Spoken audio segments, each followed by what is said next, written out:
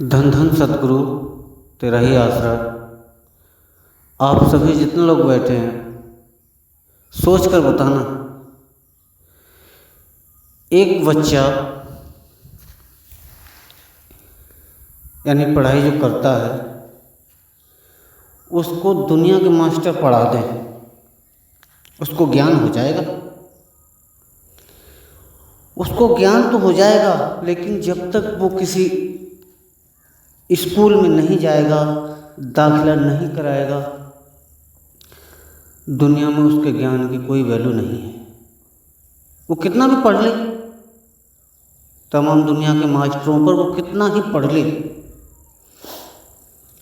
लेकिन जब तक वो किसी स्कूल में दाखिला नहीं कराएगा, पढ़ाई नहीं करेगा, फीस जमा नहीं करेगा, तब तक उसकी पढ़ाई की कोई वैल्यू, कितने ही मास्टरों से पढ़ ले, पढ़ाई की वैल्यू बगैर स्कूल के नहीं है।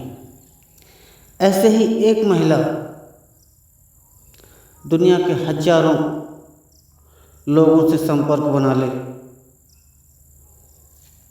जब तक उसकी शादी नहीं होती है एक इंसान से, तब तक दुनिया में उसको कोई इज्जत, कोई वैल्यू मिल सकती है? क्या वो सुहागन बन सकती है? नहीं ना। लोग थू थू करेंगे कि ये देखो घूम रही है। अगर उसका एक पति है तो कोई उंगली उठाने वाला नहीं। ये सोचने वाली बात है।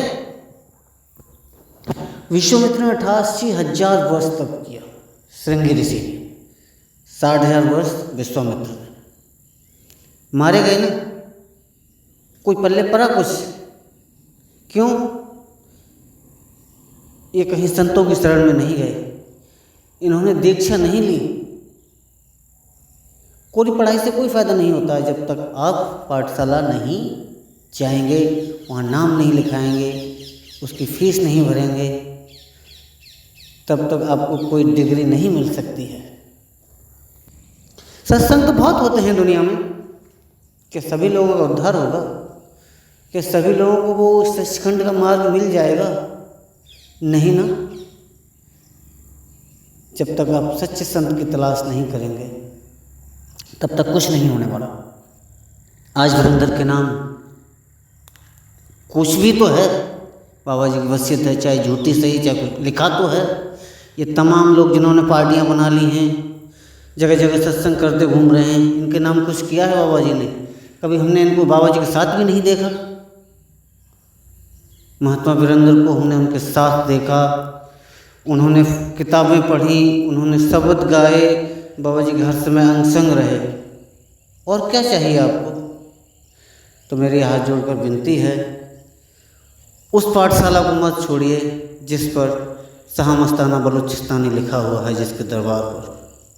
वो आपकी पाठशाला है, आपको रजिस्ट्रेशन वहाँ से मिलता है, जहाँ आपकी इस दोनों जहाँ में वैल्यू होगी। जब आप इस दुनिया छोड़ के जाएंगे तो वैल्यू आपकी जब होगी जब उस पाठशाला से आपको रजिस्ट्रेशन मिलेगा। दुनिया के कितने भी मास्टरों से आप पढ़ लेना, कितने भी सत्संग सुन लेना, वहाँ कोई नहीं पूछेगा आपको, आप मारे मारे भले फिरे। जब उस डेरे में आपको जाएंगे तब आपको मान्यता मिलेगी। संतों में हुक्म काम करता है। एक कहानी आपको बताऊंगा। एक महात्मा थे, तो उनके पास राजा आया, बोला जी मुझे अपना शिष्य बना लो और नाम दे दो, मुझको मंत्र दे दो। तो महात्मा ने कह दिया, जा बच्चा राम कह, यानी राम राम जप। राजा बोला, ये कोई नाम, ये कोई मंत्र है? दुनिया इसको जपती फिरती है, दीवारों पर लिखा है, इश्तेहारों पर लिखा है राम राम कहीं, इससे क्या होता है? उनका बच्चा नाम जप, जब मैंने कह दिया कि राम जप तो जप, वक्त आने पर मैं तेरे को इसकी पुष्टि जरूर कराऊंगा कि मैंने कहा है वो गलत है या सही है। तो एक दिन वक्त आया, महात्मा परीक्षा लेने राजा के दरबार में पहुंच गए। हुक्म दिया, जाते ही हुक्म कर दिया, महात्मा ने उंगली उठा दी सिंहासन पे, उन जो वहाँ पर सिपाही लगे हुए थे उनको हुक्म दिया कि इस राजा को गद्दे से उठा करके जेल में डाल दो। सब संत की ओर मुंह देखने लगे।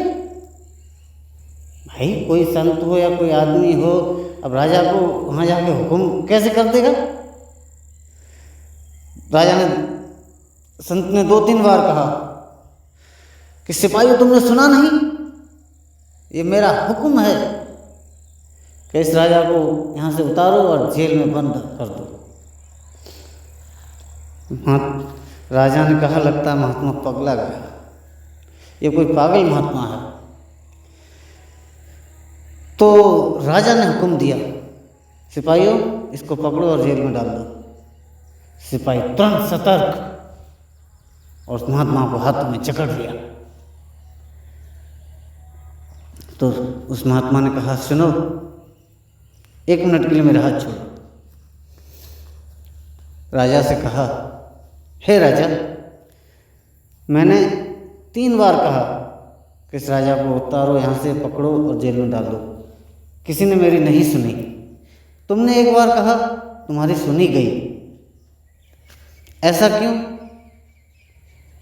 सुनो, जब मैंने आपको हुक्म दिया था कि बच्चा राम कहे, तो आपको कहो ना।